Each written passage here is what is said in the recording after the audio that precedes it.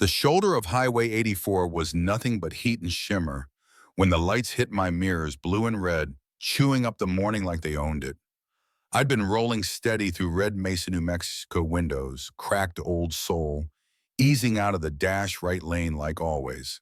Hands at 10 and 2, logbook clean, straps tight on the load. I was thinking about coffee and a burrito from the truck stop, not trouble. But trouble, it turns out, was already thinking about me. He walked up slow, the way a man does when he needs the whole road to know it's his. Tan hat, mirrored shades, jaw set like a dare. "License and registration," he said, crowding my window. "And don't get clever. My hands are on the wheel," I told him, then moved like I'd practiced in a mirror glove box, wallet, documents on the sill. No sudden anything. Respectful, which sometimes reads like defiance to a man who wants you rattled. "You were weaving," he said, not a question. Eyes jumpy. "I smell things." I looked ahead at the shimmer on the asphalt. "No, sir." I was steady. He didn't like that answer. Some folks need you to break before they feel tall. He looked around the cab, tapping the dash with 2 fingers like he was blessing it. "Step out," he ordered, and I did, boots on gravel, sun biting the back of my neck. Deputy Cole Riker, that's the name on his tag, tore through my truck like it owed him money. Shirts to the dirt cooler, open atlas tossed. Nothing. For a second, I saw it in his shoulders, the irritation, the doubt. Then he walked back to his cruiser, bent low like he'd dropped a coin, and came out palming something he didn't want anyone to notice. 2 seconds later, he found it in my sleeper, clear, baggy, little crystals catching the sun. He held it up to his body cam like a trophy. "Well, well," he said, voice all bright. "For the record, looks like we got ourselves a problem." I could have argued. I could have shouted that I didn't consent that he'd brought his own evidence. But I didn't. There are moments you burn the air with words, and there are moments you save your oxygen for when it counts. I'd been here before, just not like this. They cuffed me, wrote trafficking on a form like truth could be printed, and slid me into a concrete box that smelled like bleach and old anger. A public defender showed up, young, good shoes, fear tucked behind her eyes. "Tessa Park." She set a folder on the bench and tried to keep her voice steady. "Mr. Miles, the DA's got a deal," she said. "5 if you plead, 20 if you roll the dice." "I'm innocent," I told her. "I want to believe you," she said, and I knew she meant it, but around here, people believe a badge. She caught me rubbing my wedding band, simple steel, scratched, nothing to look at. She didn't know that ring had a notch inside, a code cut shallow and deliberate. She didn't know I'd been living 2 names for 10 years, that there was a truck in the impound lot with more cameras than a TV station, that there was a number in my head I could dial without thinking. They gave me one call. I didn't call a bondsman, didn't call a friend. I called a voice that wasn't really a person, more like an automated ceiling that sits over the whole country. "Identify," it said.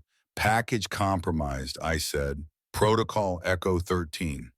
The line went dead. No instructions, no comfort. But I felt the hum under my feet, the kind that means engines are starting far away. Outside, Deputy Riker smoked in the glow of his dash and stared at the glove box like it could bite him. Folks in Red Mesa said he was cocky because he liked power. Truth was uglier. He owed people men who didn't send bills, only reminders. The Sierra Norte Syndicate has a way of turning debt into obedience. First it's a favor, then it's a leash. Morning of the arraignment, the ceiling fans in that old courthouse pushed warm air in circles. The gallery was full of regular folks with regular lives, ready to watch justice the way you watch weather, hoping it breaks the way you want. Riker took the stand in a uniform so crisp it could cut paper.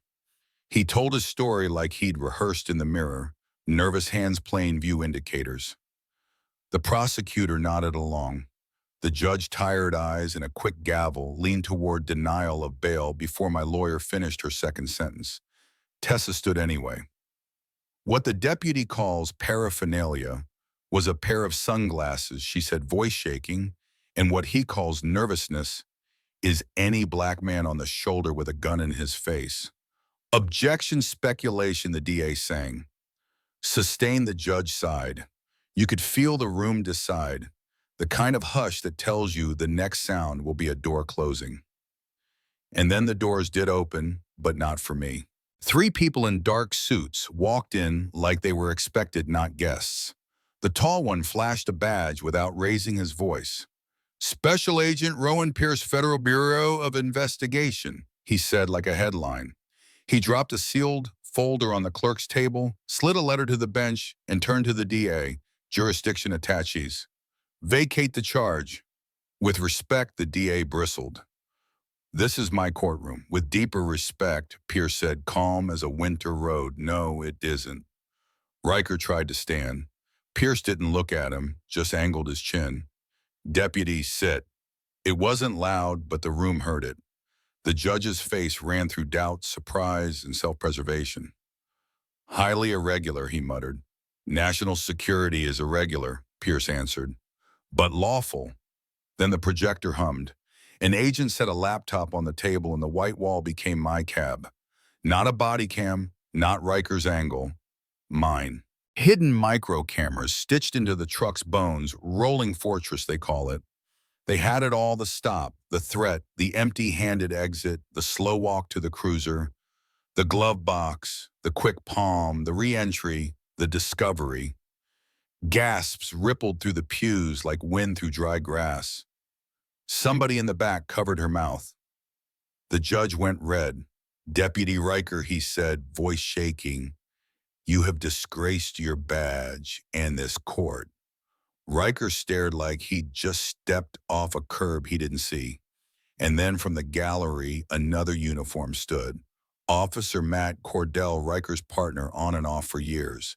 I saw him, Cordell said, throat tight but steady. He took it from his car. I should have stopped him. I didn't. I won't stay quiet anymore.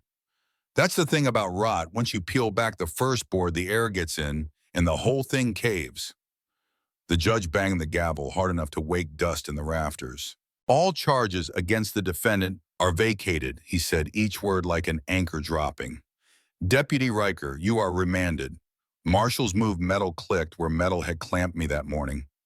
Tessa's hand found the back of my chair. You kept calm when I couldn't, she whispered.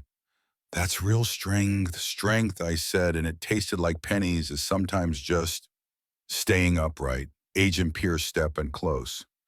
Time to go, Jordan, he said, using the name under my skin, the one that lives in sealed files and long corridors. Not the name I was born with, and not the one I drive under.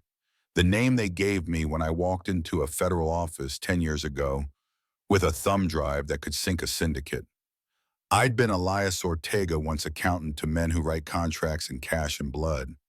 I chose the right side late, but I chose it. The price was a lifetime of leaving. On the way out, I looked over the room one last time. A girl stood near the back with her mother brown skin hair tied back, smile quick and nervous. For half a heartbeat, my ribs forgot what they were for. My daughter would be about that age now. I've only met her in daydreams, birthday candles. I never lit homework. I never checked a photograph. They let me keep for 7 days before they took it back. The girl tugged her mother's hand and disappeared into the hall, and I let her go. That's the job. We hit the sunlight and the black SUV door swung open. AC washed over me like forgiveness.